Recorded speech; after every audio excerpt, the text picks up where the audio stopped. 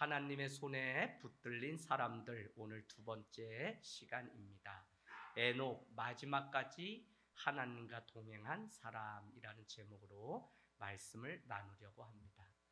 여러분, 우리는 올해 시간을 보내면서 하나님이 역사의 길목마다 준비한 사람들을 통해서 일하신다는 사실, 그 흔적, 스티그마를 찾아서 지금 가고 있습니다. 이 사람들은 눈에 보이지 않는 아주 미미한 존재인데 하나님은 그들을 통해서 하나님의 구속사 드라마를 이어가고 있는 것을 볼 수 있죠. 그래서 저는 오늘 여러분께 강한 도전을 드리는 것은 무엇이냐면, 우리 안에 있는 남들이 볼 때 보잘것없는 겨자씨만한 믿음일지라도 우리는 그것을 결코 부끄러워하거나 포기하지 말자라고 하는 것을 오늘 여러분께 도전을 드리고 싶습니다. 왜냐하면 하나님은 대단한 믿음을 보시는 분이 아니라 간절한 믿음을 보시는 분이시기 때문에, 겨자씨만한 믿음일지라도 우리 안에 간절함이 있다면 하나님은 그것을 큰 믿음으로 보시고 일하시기 때문에 그렇다는 것입니다. 보이지 않는 미미한 존재를 통해서 하나님의 일하심을 선포하게 하시고 하나님이 말씀하심을 세상 가운데 드러내려고 지금도 이 하늘 땅 교회를 사용하시고 또 여기에 있는 우리 한 사람 한 사람을 통해 일하고 있는 것이죠. 그래서 우리는 내가 지금 있는 이 처지, 이 자리가 비록 아무것도, 아무런 변화도 없고 보잘것없고, 어떤 때는 이럴 때 있잖아요. 내가 여기에 왜 던져져서 여기에 있는가라고 하는 질문 속에서 살아가는 삶이라고 할지라도 우리는 묵묵히 그 자리를 지켜낸 그 사람을 통해서 하나님이 준비하신 인생의 길목 위에 부어주시는 그 은혜가 있고 그것을 통해 일하신다고 하는 사실입니다. 하나님은 사람을 지으시고 심히 좋아하셨죠. 그러나 아담과 하와에게 선악을 알게 하는 나무를 먹지 말라고 했으나 그들이 먹음으로 인해서 인간에게 찾아온 죄는 다른 것이 아니라, 선과 악의 기준은 하나님께 있는데 사람이 선과 악을 가지고 이제 좋다 나쁘다를 평가하고 판단하고 비판하는 죄를 범하게 된 것입니다.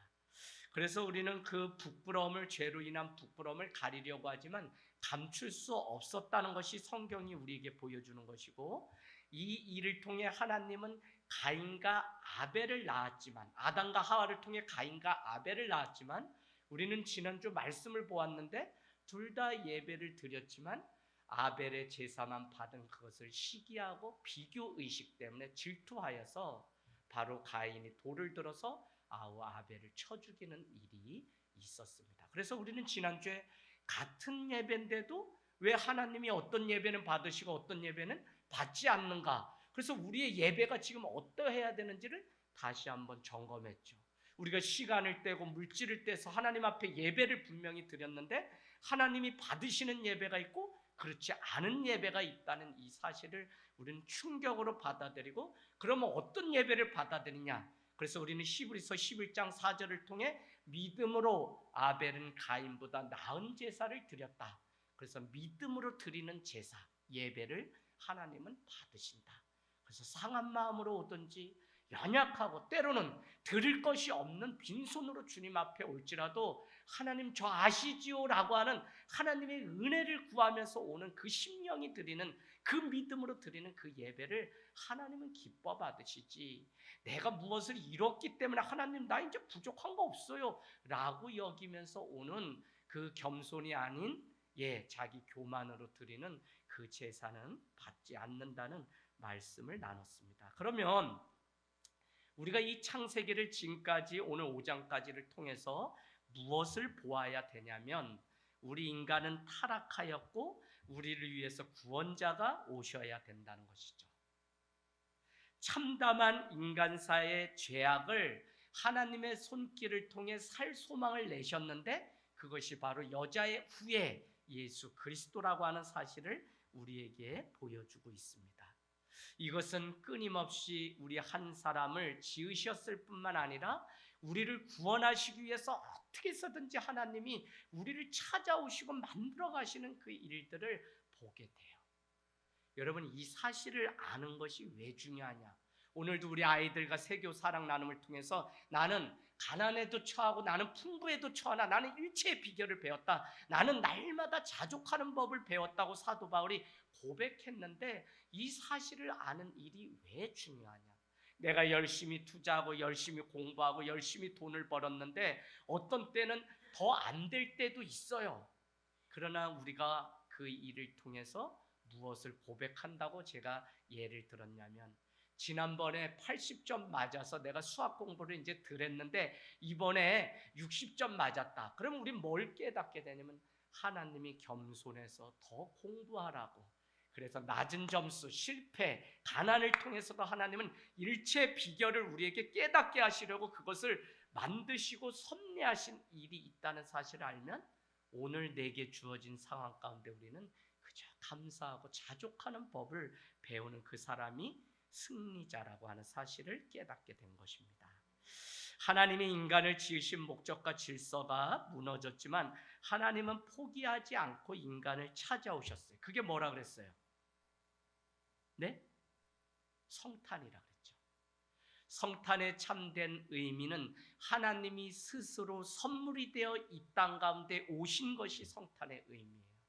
그 길은 뭐냐면 죽기 위해서 이 땅에 오셨어요. 왜? 죄 많은 인간을 구원하기 위해서 독생자 예수 그리스도가 스스로 하나님이시잖아요. 인간이 되어서 이 땅 가운데 오신 날이 바로 성탄의 참된 의미인 것을 보면, 하나님이 우리를 얼마나 사랑하시냐면 죽기까지 사랑하시고, 복음이 무엇이냐? 세상을 이처럼 사랑하사 해서 끝나는 것이 아니라 독생자 예수 그리스도를 주셨다는 것까지가 복음의 핵심입니다. 여러분, 사랑은 희생이 있고 사랑은 죽음. 그래서 부모의 사랑이 하나님의 사랑을 닮았다고 하는데, 그 사랑이 왜 닮았냐면, 그래도 처자식 위해서 내가 내 목숨을 아끼지 않고 죽을지언정 저놈 좀 살게 하려고 하는 부모의 그 마음을 우리가 알잖아요. 그래서 하나님이 그 아들을 주시기까지 우리를 구원하시려고 우리에게 찾아오셨다는 것입니다. 그래서 아담과 하와의 부끄러움을 가리기 위해서 가죽옷을 지어 입히셨고, 결국 예수님을 통해 우리의 수치를 예수의 보혈로 덮으시려고 이 땅 가운데 오신 것이 바로 예수 그리스도. 그래서 여러분 거기 한번 적어놔 보실래요? 은혜는 뭐냐면, 은혜는 덮는 것입니다. 덮는 것. 성령이 요셉에게 내 안에 데려오기를 주저하지 말라. 마리아가 손도 잡지 않고 정음도 하지 않았는데 그를 통하여 예수가 온다라고 하는 말을 들었을 때, 그 요셉은 가만히 끊고자 하여 드러내지 않고 그것을 덮음으로 하나님의 일이 되도록 하셨던 것이 성탄의 사건이죠. 그래서 여러분, 사랑은 덮지, 사랑은 덮어주는 거고 드러내질 않아요. 남의 수치를 드러내지 않죠. 지금 사랑이 없는 것은 바로 그 수치를 덮는 것이 아니라 계속 드러내는 거예요. 그래서 여러분 저기 뒤에 가보실래요? 9장 22절, 창세기 9장 22절에 가면, 왜 노아의 하체를 보았던 함이 저주를 받게 되냐면, 아버지 노아가 술에 취해서 발가벗었을 때 그것을 조용히 덮어줬던 셈과 야벳 두 아들과 달리 함은 그것을 드러냈고 들춰냈기 때문에 그는 저주를 받았던 사실을 우리는 알게 됩니다. 여러분은 우리가 주일에 은혜와 평강이 우리를 주장하게 하라고 여러분의 에베소 통해서 우리 인사말을 통해 배웠습니다. 은혜는 값없이 하나님이 하늘로부터 우리의 공로와 상관없이 부어주시는 그 은혜, 그게 있어야만 우리는 살 수 있죠. 그런데 평강은 뭐냐면, 은혜가 충만하게 채워진 상태가 평강이라고 했는데, 은혜와 평강이 우리를 주장하지 않으면 우리는 다른 사람의 허물, 내 인생을 향해서도 덮어주는 삶이 아니라 계속적으로 죄악을 드러내고 죄된 일을 찾아서 살아가게 되죠. 그러니까 말하는 거나 행동하는 것이 늘 죄 가운데 주장하게 되니까 은혜와 평강이 우리 삶 가운데 없게 됩니다. 여러분, 어떤 교회가 좋냐, 어떤 공동체가 정말 아름다운 공동체고 어떤 가정이 정말 좋은 가정이냐, 바로 이 부끄러움을 덮어주는, 이 은혜로 덮어주는 공동체가 바로 하나님입니다. 그래서 주님이 마지막 우리에게 가르쳐 주신 것은, 너희도 이와 같이 하라고 하셨던 마지막 명령은 무엇이냐면, 제자들을 부르사 그 부끄럽고 감추고 싶은 바를 주님은 그 물로 보혈로 씻어주시면서 너희도 이와 같이 누군가를, 그래서 요한복음 13장 1절은 자기의 사람을 사랑하시되 끝까지 사랑하셨느니라 라고 1절이에요. 사랑이 뭐냐면 부끄러움을 덮어주고 가리고 싶은 그 죄악을 덮어주고 씻어주는 것이 바로 사랑이잖아요. 이 사랑을 우리는 찾고 목말라 하는데, 여러분 다른 데 있는 것이 아니라 정말 주님의 제자 되어서 살아간다면 우리는 그 사랑을 위해서 살아가는 거예요. 그래서 주님의 제자는 제자 훈련 받아서 제자가 아니라 다른 사람의 아픔을 관심 갖고 다른 사람의 눈물을 닦아주고 다른 사람의 영혼이 내 안에 보이고 다른 사람의 그 아픔을 내 아픔으로 여기고 덮어줄 수 있는 그 사람이 주님의 제자고, 그 사람이, 그래서 실시간 밴드에서 누가 수술 받았어요, 누가 아파요, 누가, 그러면 왜 우리가 댓글을 달고 함께 지지하고 기도할까요? 기도하겠다고 해요. 정말 그 영혼을 사랑한다면 집사님 오늘 고통 가운데서 살아서 돌아와줘서 감사합니다 라고 하는 게 먼저지 내일이 먼저가 될 수 없어요. 아무리 선교를 강조하고 많은 거 강조해도 여러분, 내가 정말 내 집에 있는 이 영혼을 살리는 일에, 아니 우리 공동체 안에 이 영혼이 죽어가고 지금 아버지가 죽어서 그냥 학비가 없어서 어떻게 살아가야 될지 아이의 그 안위를 묻지 않는다면 우리가 정말 예수님의 사랑을 실천하는 공동체가 맞습니까? 아니에요. 오늘 아이들하고 가치에 대한 거, 너 왜 물리치료사, 너 왜 교육계열로, 그래서 아이들이 뭐가 된다라고 말하지 않고 저는 이게 돼서 이제는 예수님처럼 나눔과 섬김의 삶을 살기 위해서 하나님 저에게 이 일을 열어주세요라고 기도가 바뀌기로 결단했고, 아까 하는 거 보니까 벌써 바뀌었어요. 여러분 가치가 바뀌지 않으면 아무리 예수님 믿고 교회 다녀도 세상을 위해서 기복신앙으로 예수님을 팔고 자기 이름을 위해서, 누가 그래요? 정치인들이 그러지. 선거철 되니까 이 하늘 땅 교회도 오산에서 조금 소문이 나니까 막 표를 달라고. 제가 한 번도 드러내거나 소개해 본 적이 없어요. 왔다가 최근에도 가셨어요.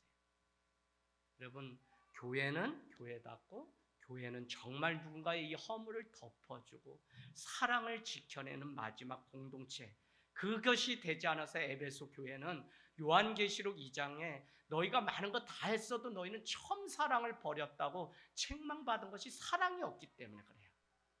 그래서 이 사랑은 덮어주는 것인데, 오늘 가인은 아벨을 오히려 돌로 쳐서 죽임으로 인해서 인류의 소망이 끊어졌는데, 지난주 말씀 기억나나요? 바로 아벨을 대신해서 다른 씨를 주었는데 그가 셋이고, 셋의 후예가 누구냐면 에노스인데, 에노스의 이름의 뜻은 비로소 여호와의 이름을 불렀더라라는 것이죠.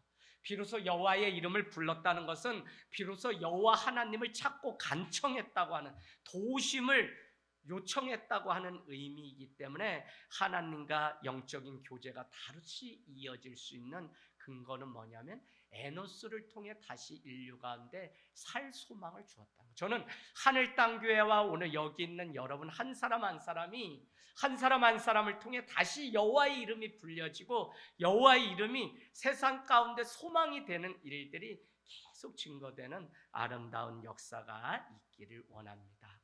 오늘 우리가 읽은 창세기 5장 가볼까요? 아담과 하와로 흘러간 죄의 영향이 가인에게로 흘러갔죠. 그만큼 우리는 부모로부터 영향을 받고 살아가는데, 그래서 우리 때에 예수를 정확히 믿고 이 가게 가운데 흐르는 이 죄악을 완전히 끊어버리지 않으면 안 되는데, 하나님은 셋을 통해서 다른 씨를 주셨죠.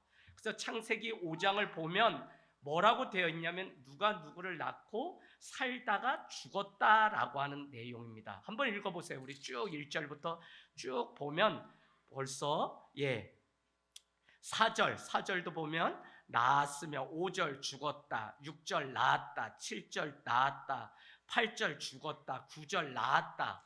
여러분 10절 낳았다, 11절 죽었다, 12절 낳았다. 낳았지만 죽었다라고 하는 죽음의 족보가 소개되어 있는 것이 바로 이 창세기예요. 그러면 생명의 족보는 어디에만 있냐면 마태복음 1장에 아브라함이 이삭을 낳고 이삭이 누구를 낳고 생명의 족보가 써 있다는 것입니다.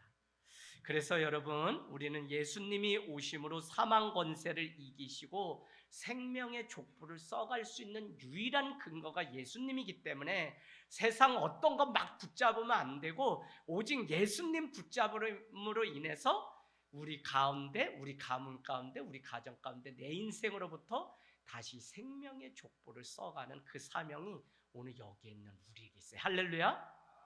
저는 이걸 깨닫고 나니까 견딜 수 없어서 이제는 세상 돈 많이 벌고 저도 뭐 큰 기업체에 대리 달고 연봉 5천 막 97년도 이미 그렇게 받던 사람인데 그게 눈에 안 들어요. 왜요?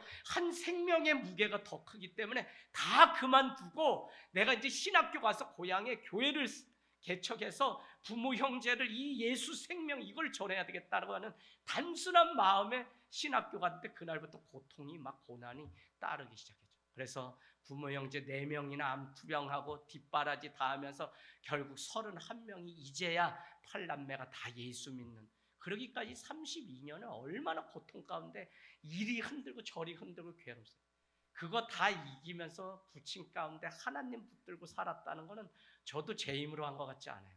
다른 사람들 이야기하는 거 보면 아유, 그냥 저도 제 인생에 비해서는 너무 그냥 산 골짜기 많이 거쳐서 어디 방송에 출연해 달라는데 1시간 줄 거면 난 못 나간다 그러고 안 나간다니까요. 하도 할 말이 많아서. 여러분, 그런데 그 일을 통해서 주님이 생명의 족보를 써갈 수 있는 기회를 예수 그리스도를 통해서 주셨다는 것이 너무 감사합니다. 오늘 5장 21절 가보세요. 5장 21절 계속 죽음의 족보로 써 내려오다 5장 21절에 에녹은 65세에 무두셀라를 낳았고 무두셀라를 낳은 후 300년을 하나님과 동행하며 자녀들을 낳았으며 그는 365세를 살았다라고 하는 것이에요. 그래서 생명의 족보가 드디어 이 에녹을 통해서 이어지고 있다는 사실을 우리에게 가르쳐줘요. 그래서 이 에녹의 이 족보는 결국 죽음을 비껴가고, 우리가 히브리서에 보면 에녹은 죽음을 보지 않고 하나님께 부름을 받았다라고 하는 것이 어떻게 해요? 히브리서 11장 5절 말씀에 기록되어 있죠. 그게 뭐냐면 계속 사람은 죽을 수밖에 없는데 에녹은 죽음을 보지 않고 죽음을 비껴서 하나님 나라에 그냥 들림받아서 구원을 얻었다라고 하는 것을 우리에게 가르쳐 줍니다. 그러고는 노아가 기록되는데 노아의 족보는 창세기 9장 29절이면 끝이 납니다. 이전까지는 5장은 계속 나았다라고 하는 말씀만 비로소 나오게 되고, 어떻게 셋의 족보는 죽음이 사건 속에서 죽지 않고 은혜를 입은 노아가 가능했을까라고 하는 사실을 우리에게 알려주는데, 노아나 에녹이나 공통점은 하나님의 은혜를 입었다는 것이죠. 6장 6절 노아는 하도 많이 해서 안 할 거기 때문에 여러분 다시 한번 보세요. 6장 6절에도 그러나 노아는 여호와께 뭐를 입었다고요? 뭐를 입었어요? 은혜를 입었다고요. 그 노아는 하나님과 동행하는 삶을 살았고 에녹도 동행하는 삶을 살았기 때문에 오늘 이들이 생명의 족보를 써갔던 것을 우리는 알 수 있어요. 우리가 세상 살아가 보면 우리는 누구가 어렵다고 하면 바로 손가락질하는데 익숙합니다. 그것은 뭐냐면 저 집안의 할아버지가 그러더니 저 집안이 아주 패가망신하게 됐구만 라고, 어쩌면 저 손자도 저렇게 똑같이 사는지 몰라 라고, 좋은 일은 말하지 않는데 나쁜 일은 소문도 잘 나고 그렇게 흉을 보기를 좋아합니다. 그만큼 죄는 영향이 있다는 것인데 바로 이스라엘의 시작이 그렇다는 것이죠. 도저히 불가능하고 구제불능한데 살려주고 구원해 주어도 사람들은 여전히 자기를 위해서 창세기 11장 가면 자기의 이름을 내기 위해서 바벨탑을 쌓는 저 도무지 정말 은혜를 주어도 해결할 수 없는 인간의 그 무참한 인생인 것을 우리는 알고 있는데, 결국 이 문제 죄를 끊기 위해서 예수 그리스도가 이 땅에 오셨다는 사실이 얼마나, 그래서 기독교라고 하는 기독은 예수 그리스도, 바로 유일신을 믿는 초대교회가 핍박받은 이유는 유일신 예수 그리스도만이 구원자이기 때문에 그는 하나님의 이름으로 기도했습니다가 아니라 예수 그리스도의 이름으로 기도합니다라고 하는 그 고백 때문에 로마 황제의 이름으로 기도하는 것이 아니라 그들은 우리에게는 예수 그리스도밖에 없다고 하는. 그래서 여러분 오늘 교회를 오고 이 기독교를 믿는다는 것은 예수 그리스도가 드디어 저주 가운데 있던 이 죽음의 족보를 끊고 생명의 족보로 나를 이끌고 다시 사는 인생으로 서게 됐다는 거예요. 저는 오늘 여기 박천수, 김명순 고찰을 볼 때마다 신기해요. 오신 지 몇 년 됐는데 하늘 땅 교회에서 가장 기적을 많이, 여기 계신 분들 다 기적 속에 살아가요. 아이를 낳고 뭐 병 고침 받고 이런 일들이 우리 교회 안에 무수히 많은 간증입니다. 여러분 할렐루야. 이게 얼마나 놀라운지. 이 일을 다 내게 은과 금은 없거니와 나사렛 예수 그리스도의 이름으로 일어나 걸으라고 하는 예수 그리스도의 이름의 능력이 있고 권세가 있기 때문에 그 이름 때문에 우리 가운데 생명의 족보로 바뀌었어요. 그렇지 않으면 우리도 이 땅 가운데 그냥 죽을 수밖에 없는 존재인데 이제는 영원한 생명을 가지고 살아갈 수 있는 존재로 바뀌었다는 사실이 얼마나 기쁨이고 축복인지 모른다는 것입니다. 여러분 에녹은 몇 세에 무두셀라를 낳았다고 되어 있나요? 65세에 무두셀라를 낳고 몇 년 동안 동행했대요? 300년 동안 동행하였다는 거예요. 그러면 에녹은 몇 세에 죽은 거냐면 365년에 하나님의 부르심을 받고 죽게 된 것이죠. 그러면 그가 하나님과 동행하게 된 이유는 무엇이냐면 아들 무두셀라를 낳은 이후에 하나님과 동행하는 삶을 살았는데, 동행은 내 삶의 방식을 주장하는 게 아니라 하나님의 방식을 따라 살아가는 것이 동행이잖아요. 그러면 에녹은 하나님이 하라는 대로 살아갔던 사람이 바로 에녹인데, 그 이유가 어딨냐면 무두셀라를 낳고 붙었는데, 무두셀라의 이름의 뜻이 중요하죠. 여러분 적어놔 보세요. 무두셀라는 병기, 우리 왜 전쟁 가운데 병기 있죠? 병기, 칼의 사람, 그 다음에 중요한 것은 심판이라는 의미가 있습니다. 심판. 그래서 무두셀라의 이름의 뜻은 뭐냐면 그가 죽으면 심판이 온다라고 하는 의미라고요. 이해되시죠? 하나님은 에녹에게 무두셀라를 주시면서 아들 이름을 무두셀라라고 주었는데 그 이름의 뜻이 그가 죽으면 심판이 온다라고 하는 이름의 뜻이에요. 그러니까 무두셀라가 969세, 가장 성경에서 오래 산 사람인데, 무두셀라가 라멕을 낳고 라멕은 노아를 낳잖아요. 노아가 600세가 되던 후에 누가 죽게 되냐면, 누가 죽어요? 무두셀라가 969세에 죽게 돼요. 그럼 무슨 얘기예요? 무두셀라가 그가 죽으면 심판이 온다고 했기 때문에 무두셀라가 죽자 노아의 홍수 사건을 통해 인류를 심판하는 사건이 생기게 된다고. 이해되세요? 그러니까 에녹이 하나님과 동행할 수 있었던 이유는 그가 죽으면 심판이 온다고 하는 무두셀라라고 하는 그 아들의 이름을 생각할 때마다 그는 하나님 앞에 겸손한 삶을 살 수밖에 없었다는 거예요. 저는 에녹은 무두셀라 자녀를 볼 때마다 늘 눈물로 회개했을 것 같아요. 그가 아프기만 해도 죽으면 심판이 올 것 때문에 회개했을 것이고, 다치기만 해도 그가 죽으면 심판이 올 것이기 때문에 회개할 것 같아요. 여러분 이게 동행이 아닐까요? 어디를 가도 주의 말씀이 떠오르고 매일 주의 말씀을 묵상하고 그 말씀을 따르는 것이 동행이라고요. 우리가 하나님의 말씀이 언제 이루어지는지 모르고 어떻게 이루어질지 모르고 왜 따라가야 되는지 이해되지 않지만 하나님의 말씀에 집중하고 따르는 것이 바로 동행인 줄로 믿습니다. 아멘. 주의 말씀을 따라 살아갈 수 없음에도 불구하고 그 말씀에 집중해요. 그래서 여러분께 늘 말씀드리죠. 믿음은 무엇이라고 그랬어요? 믿음은 내가 일상 속에 그냥 살아가는 반응은 액션이라고 하는데, 믿음은 하나님이 말씀하셨기 때문에, 하나님이 은혜를 주셨기 때문에 반응하는 리액션, 말씀 때문에, 은혜 때문에 반응하는 리액션을 우리는 믿음이라고 그래요. 그냥 내가 하고 싶은 대로 의지 들여서 하는 거는 믿음이 아니에요. 여러분 이거 너무 중요해요.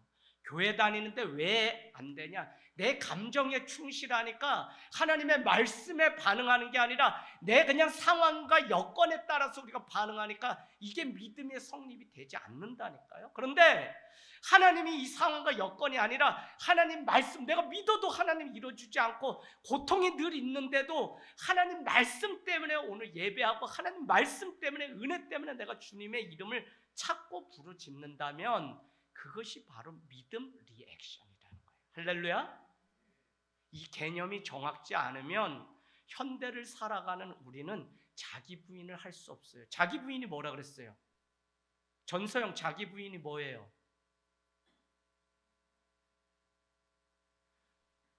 미송이, 자기 부인이 뭐예요?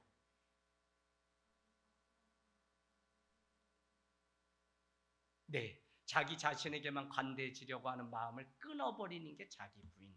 제가 이해 쉽게 요즘 언어로 해준 거예요. 우리 다른 사람은 해도 되는데 하면 안 되고 나는 해도 되는 게 얼마나, 나에게만 관대하려고 하는 게 얼마나 많은지 몰라. 그래서 죄가 찾아오잖아요. 저 사람이 뭐 먹는 건 안 되는데 나는 먹어도 돼. 그게 죄잖아요, 죄. 자, 그래서 우리는 늘 하나님 앞에 정말 말씀 때문에, 그 말씀은 다른 게 아니라 그냥 에녹은 무두셀라를 볼 때마다 하나님의 말씀을 믿었고 그 말씀을 그냥 따라갔다고요. 단순했기 때문에 순종할 수 있었고, 단순하기 때문에 내 상황 가운데 하나님이 약속하신 말씀을 찾고, 그래, 이 고통 가운데도 하나님이 일하시고 오래 참아서 하나님의 약속하신 것을 나를 통해 반드시 이루어줄 거야. 히브리서 10장 35절의 말씀, 너희가 담대함을 버리지 않으면 큰 상을 얻으리라. 너희에게 인내가 필요한 것은 뭐요? 하나님의 뜻을 행한 후에 약속하신 것을 얻기 위함이라. 그냥 약속한 거 얻는 게 아니라 인내가 필요하고 하나님의 뜻을 우리가 상황이 여의치 않을 때도 순종하고 그냥 믿는 거에 덮어놓고. 여러분, 저도 몸살 나가지고 죽다 살았어요. 다 가지 말라 그러지. 다 그냥 한간 사람들은 몸 지켜, 몸 지켜. 아유, 목사가 눈이 오는데 여기 와서 혼자라도 쓸지, 성도는 몰라도 밤길 기도해 오는데 목사가 나와서 쓸지 누가 쓸어요? 이런 목사의 삶은 그런 거에 알아달라는 게 아니라 그렇게 살아가는 삶이에요. 근데 나를 위한다고 동료들이 너무 열심히 목회하지 마, 막 이렇게 나한테 전화가 왔어요. 나 하나님 때문에 하는 거지 내가 다른 거 인정받으려고 하는 거 아니잖아요. 여러분, 말씀 때문에 오늘 그가 죽으면 하나님의 심판이 온다고 하는 무두살라라고 하는 그 자녀 때문에 하나님 앞에 늘 깨어서 살아갔기 때문에 오늘 에녹은 하나님과 어떻게 했다고요? 300년을 22절에 동행이라는 단어 여러분 잊지 마세요. 동행했다. 제자훈련 2과를 하면 매일 우리가 강조하는 게 뭐냐면 하나님을 믿는 것과 하나님과 동행하는 삶은 전혀 다른 것입니다. 하나님 믿는다고 하지만 동행하지 않고 살아가는 사람이 너무 많기 때문에 하나님과 동행한다면 날마다 인격적인 교제, 신령한 교제, 날마다 하나님 앞에 경건의 삶이 그 안에 있다는 의미에서 믿는 것과 동행하는 삶은 다르다는 것, 여러분 이걸 구분하지 않으면 매일 교회 드나들지만 정확하게 하나님의 말씀대로 살지 않아요. 저는 너무 마음 아파요. 권사님, 장로님, 집사님, 허구 많은 사람들이 다 직분자인데 왜 대한민국이 이렇게 됐어요? 목회자가 이렇게 많은데. 다 우리 반성해야 돼요. 그건 동행하는 삶을 살지 않고 교회가 동행하는 삶을 목사가, 전도사가, 강도사가, 사모가 먼저 보이지 않기 때문에. 여러분, 많이 가르치는 거 원하는 사람 절대 아니에요. 사람에 대해서 어떤 태도로 살아가는 목회자인지가 중요하지, 그게 되지 않으면 제가 전도사님께도 아예 안수 받지 말라 그랬어요. 말씀 이거 기본으로 알아야 되는 거지 이거 알면 목회 다 될 것 같아요? 아니에요. 여러분, 손 한 번 잡는 것, 눈빛 하나 보는 것 때문에 시험 들어서 교회 안 오는 제2의 언어라고 하거든요. 이런 걸. 그게 준비되지 않았다는 거는 그건 인격이 안 되는, 인사할 줄 모르고 뭘 손 내밀 줄 모르고 불쌍한 사람 뭐 할지 못하고 안 돼요. 말씀은 있어서 나는 뜨겁고 확신이 있을지 모르지만 누군가는 실족하게 돼요. 그러니까 이 목회자로 살고 앞에 산 리더로 살고 리더 주님의 제자로 사는 이 사명이 얼마나 훈련을 통해서 만들어지는 삶인지를 우리가 안다면 오늘도 우리는 말씀을 집어넣어서 용수철같이 이 말씀이 차고 넘쳐서 충만해서 흘러 넘쳐서 세상 가운데 영향력이 되도록 살아내는 삶이 너무 중요해요. 그래서 내 감정이 나를 주장하는 게 아니라 바로 하나님의 말씀 때문에 살아가는 오늘 에녹, 그래서 하나님과 동행했다는 사실. 자, 제가 오늘 중요한 질문을 한번 해볼게요. 우리는 사실을 믿고 사는 사람이나요? 진리를 믿고 사는 사람이나요? 진리. 사단은 지금도 계속 사실을 믿고 살라고 우리를 유혹해요. 그래서 신앙의 깊이가 깊어지지 않으면 그게 사실이 아닌데 왜 믿냐고 얘기해요. 목사님 그거 해도 되지 않는데 왜 믿어요? 그런데 내 안에는 하나님이 약속하신 진리가 있기 때문에 1층도 내려오고 뭐도 하고 우리가 이제 할 수 있는 거예요. 교회 일이라는 것은 다 계산을 따져서 이 사실 때문에 이게 할 수 있는 일은 하나도 없더라고요. 욕심만 내지 않는다면, 하나님이 약속하신 게 있다면 하나님 앞에 책임져 주실 것을 믿고 우리가 일을 하게 돼요. 나가게 돼요. 선교하게 돼요. 유학도 가게 돼요. 우리 안전, 이제 부모도 없는데 고아인데 저는 교회가 있기 때문에 고아가 아니에요 이 표현이에요. 그러더니 뭐라, 목사님 저는 원래 가졌던 정말 가난한 아이들을 깨우는 뮤지션이 되고 그 아이들을 위해서 장학재단을 만드는 그 트럼펫터가 되겠습니다. 목사님 전 군대 전역하면 계속 라틴어를 공부해서 독일로 유학을 갈 건데 독일은 국비를 주기 때문에 장학생으로 갈 마음이 있습니다. 지연아, 그 마음 하나님이 주신 거면 포기하지 마. 너 여태까지 돈 있어서 여기까지 공부했니? 아니잖아. 그래, 너 그 꿈 가지고 하나님 앞에 약속하신 게 있기 때문에 믿음으로 이 아이가 이 말을 하니까 어떻게든지 이 녀석이 가는 길을 축복하고 도와주고 싶은 마음이 더 우리 안에 있는 것입니다. 우리가 붙잡아야 될 것은 사실이 아니라 진리인데, 진리가 바로 뭐냐면 하나님의 말씀이라고요. 어떻게 죽은 나사로가 다시 살아날 수 있습니까? 예수님은 이것을 죽을 병이 아니라 하나님의 영광을 위함이라고 선포했는데, 사실은 뭐냐면 나사로는 죽은 것이거든요. 그러나 사흘 만에 다시 살아났어요. 사실을 믿고 우리의 인생을 살아갈 것인지 진리를 믿고 살아갈 것인지 우리는 날마다 생각해야 돼요. 죽음의 족보는 늘 사실만 바라보고 살아가지만 생명의 족보는 늘 진리만 믿고 살아가요. 그렇기 때문에 우리는 사실에 입각해서 경제가 안 좋으면 무엇을 해도 힘들다, 죽는다, 그런 것이 아니라 우리는 진리를 믿고 살아가기 때문에 기도하고 일하고 기도하고 또 결정하고, 이게 바로 믿음이라는 거예요. 죽어가면서도 하나님을 찾고 예배하며 생명을 살려주시기를 바랐던 사람들은 한사코 성전으로 나왔는데 그의 이름이 누구냐면 안나라고 하는 거예요. 과부입니다. 남편이 없어요. 그럼에도 불구하고 예수 그리스도를 만나기 전에는 내가 이 성전을 떠날 수 없다고 외쳤던 과부가 누구냐면 안나라고 하는 사람이 사복음서에 등장해요. 여러분, 무두셀라가 가장 오래 살았다는 것이 무엇을 의미할까요?